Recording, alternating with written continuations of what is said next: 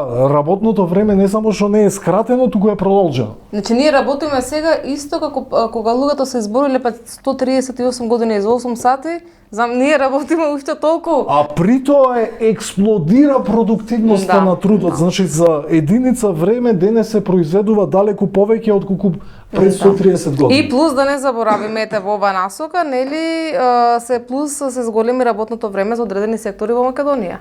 Точно. Да. Значи И тоа луѓето, еве со работниците што се програмирани, што зборувавме, дел од луѓето, од работниците, потенцијалните работници, тоа не го гледаја како погрешно, во смисла дека ќе имат повисоки плати, дневници. Зошто ние не се бориме за пократко работно време, значи за зголемување на нашата слобода, туку се бориме ако треба да работиме и дополнително само да имаме повеќе пари.